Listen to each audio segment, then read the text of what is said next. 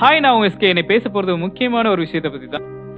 அது பாத யாத்திரை மேற்கொண்ட இந்த சுப்பிரமணியன்ற நாயை பற்றி தான். பக்தர்களோட பக்தராக இப்போதைக்கு 33 நாட்கள் கதிர்காமத்தை நோக்கி பயணிச்சுக்கிறதா கூறப்படுது.